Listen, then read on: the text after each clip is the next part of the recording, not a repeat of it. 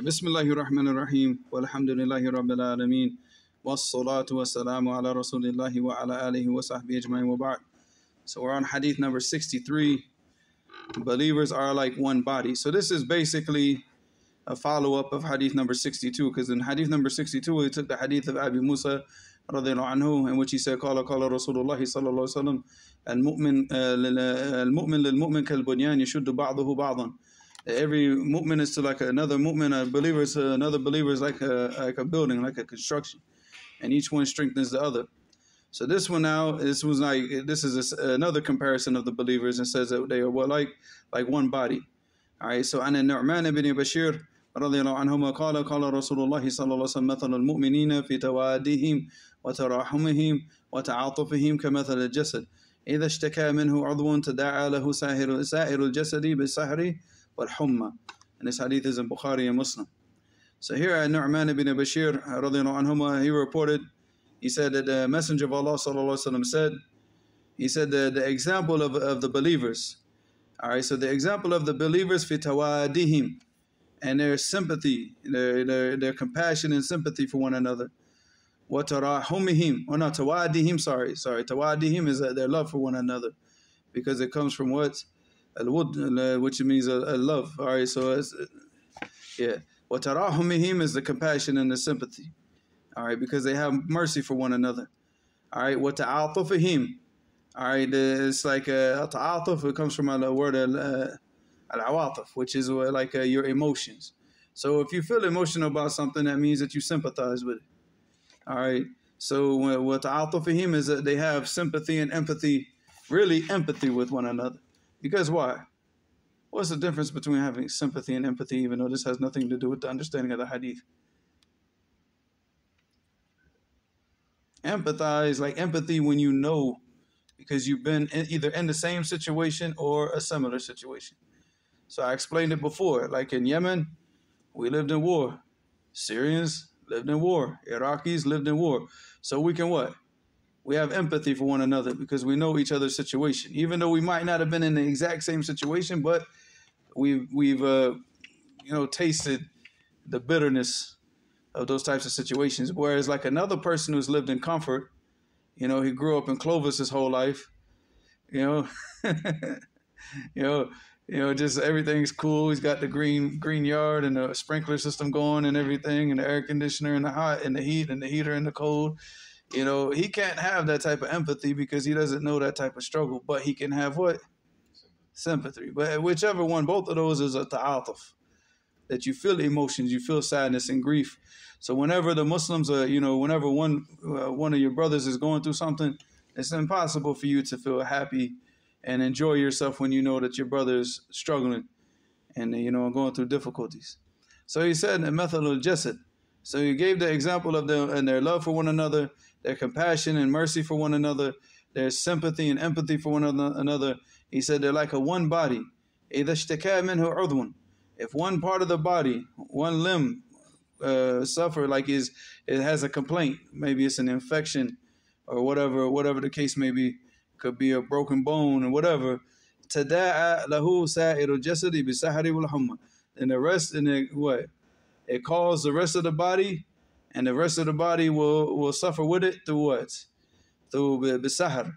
It means that that it will stay, that the pain will spread, like the whole body will feel the pain of that one limb, and to the point where the person will not be able to sleep at night. That's the sahar. The sahar means that it will keep him up at night. Well, humma, what? It means like he'll be suffering from like fever. Like if he has an infection in his arm or an infection in his leg, then he'll feel the fever, the heat throughout his whole entire body, and that pain and that humma, that fever will keep him awake. And this is the comparison between the believers, because this is the way that we should all be. If our brothers are suffering over here, and we can't, sit here and like, fully, if we get full enjoyment out of our lives while our brothers are suffering, and when our hearts are sick, akhi, our hearts are messed up. Because obviously we don't understand what the real brotherhood is. And then, and that's what this Islam is about, because we're all ikhwa.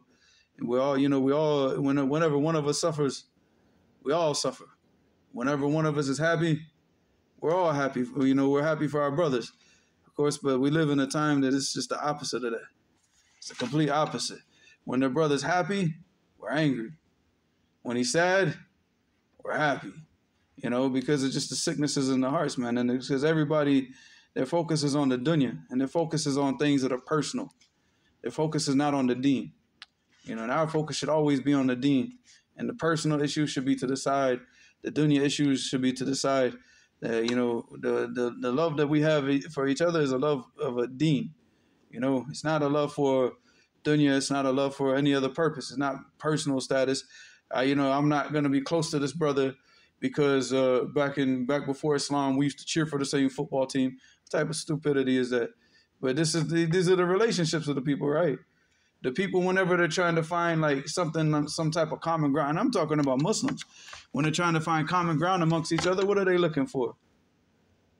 Something stupid. Something like, you know, what was your favorite movie? What was your favorite, who did you used to cheer for? You know, do you like sports? You're a Muslim, man. These are not the things that connect us and bond us. The things that connect us and bond us are this deen. And if we don't have those relationships built on this deen, then we're never going to understand this hadith. And we're never going to understand what real brotherhood is. And while our brothers are suffering overseas, people are going to be sitting here laughing and joking and enjoying themselves and not being any concern whatsoever. You know, like, you know, because the people used to always say, you know, when the whole issue of Palestine started, right? Because the people were like, you know, you got to get on Twitter and you got to say something and you got to go and, you know, no, Akhi, why don't you wake up in the last third of the night and make dua for the brothers? Because see, like people who've been in warfare, they know, you know, what the people need. The people need dua. They don't need you running around on Twitter, running your mouth. They don't need you to cut off Starbucks. They need you to be making dua for them. And they need you, you know, the people to start getting back in the masjid and doing actions that are beloved to Allah subhanahu wa ta'ala to get those du'as answered for them. You know, so this way that Allah subhanahu wa ta'ala brings that victory and brings the protection for the brothers that are suffering. That's because people are clowns, akhi. Like, people are clowns. Put free Palestine in their bio. That's what everybody does. Everybody puts free Palestine in their bio. Yeah, what does that help? Yeah. What does that help? Well, like one dua of one believer in the last third of the night is beneficial than all these clowns running around putting all this stuff up on Twitter and not drinking Starbucks, akhi, or not eating McDonald's. You know, they'll sit there like, you know, it's just to show you how much the clowns they are. You know, they'll go around and say, well, we're not going to drink Starbucks because Starbucks gives money to the Yahoo. Look at his clothes. Where do you think all of his clothing? He's wearing Nikes. He's wearing, you know what I'm saying? He's drinking Coca-Cola. He's eating at you know, and, you know, he's using the internet. He's on Twitter. You know what I'm saying? All this stuff is owned by Jews. Boycott everything that supports them. You'd have to, you might as well leave the whole country. Yeah, but I'm saying get off their platforms too while you're at it. You know, why are you on their platforms? Allahu musta'an. So, Allahu musta'an. But anyways, man.